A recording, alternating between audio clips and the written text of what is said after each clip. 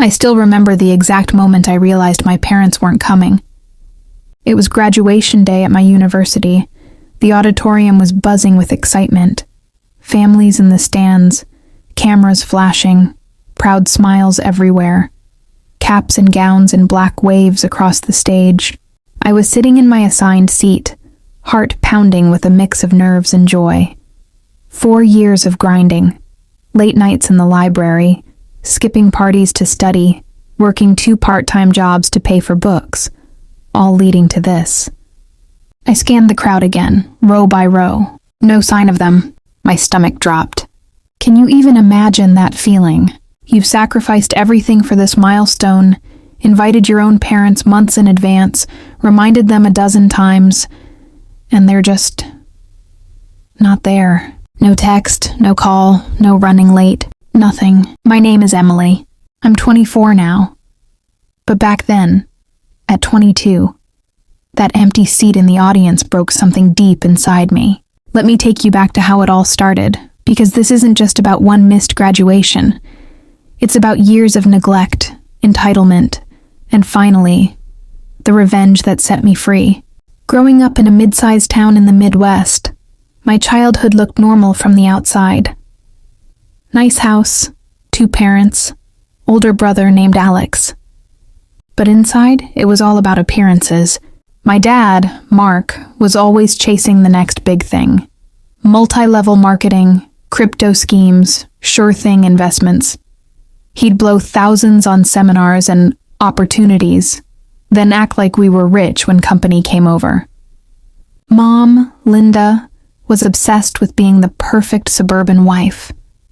Book club, PTA president, church committee. She'd brag about Alex's football trophies, but barely mention my straight A's or science fair wins. Academics are expected, she'd say. Everyone in our family is smart. No praise, no celebration. Alex was the golden child, athletic, charming. I was the responsible one who didn't cause trouble. I paid for my own college with scholarships, loans, and jobs. They contributed nothing. Still, I invited them to graduation, sent beautiful invitations, called. "Oh, honey, we'll be there," Mom said. Dad, wouldn't miss it for the world. I believed them. The ceremony began. Names called, applause.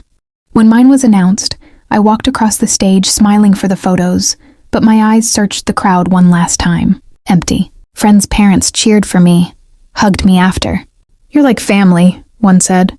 I forced a smile, but inside I was crumbling. That night, back in my dorm packing up, I waited for a call. Nothing. No congratulations, no apology. Just silence. I cried until I couldn't breathe. How could they? Buckle up. This is where it gets worse. And then so much better. Months passed. I graduated summa cum laude, landed a graphic design job in the city, moved into a small apartment with a roommate.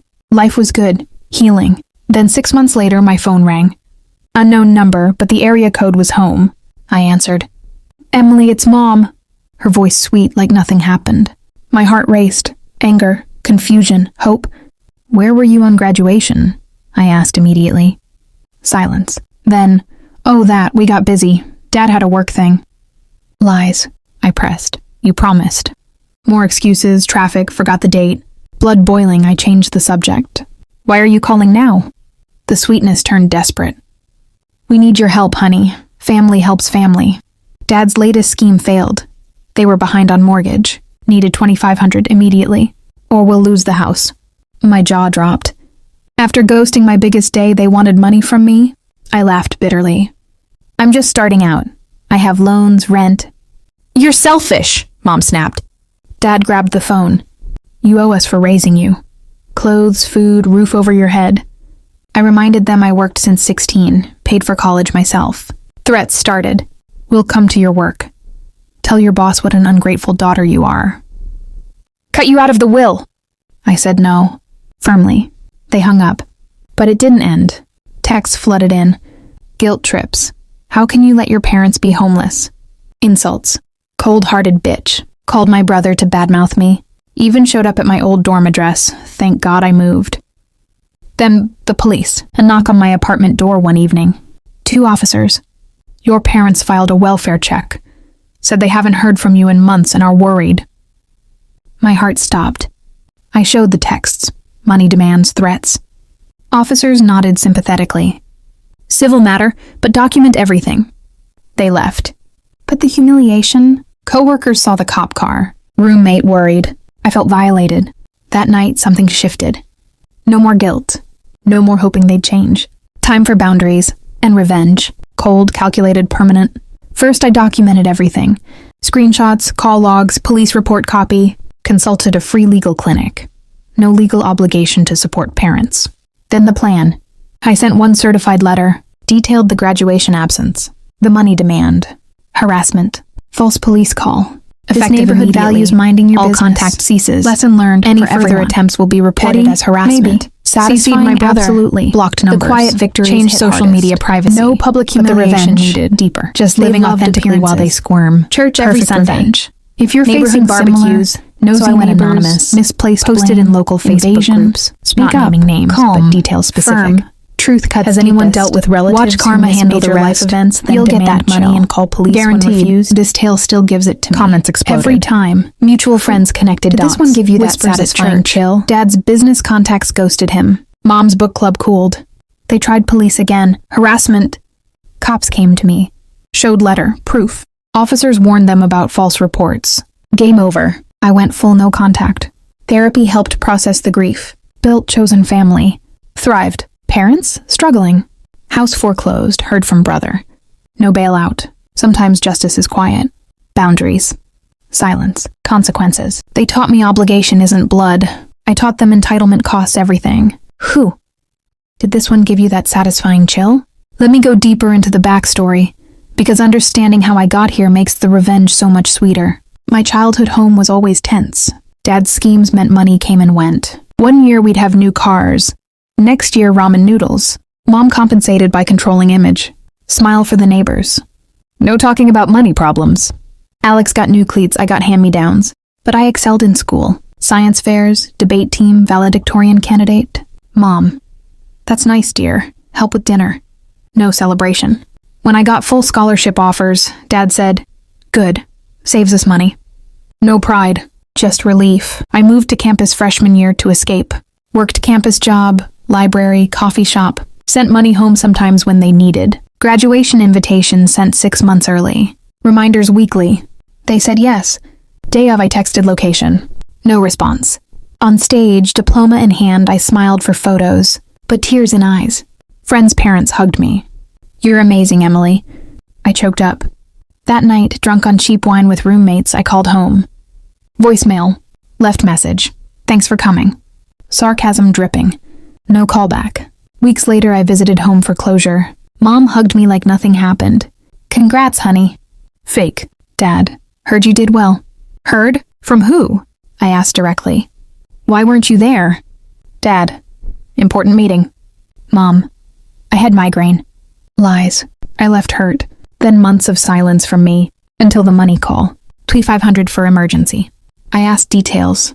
Dad's crypto investment tanked. They maxed credit cards. House payment due. My response, "I'm sorry, I can't." Storm began.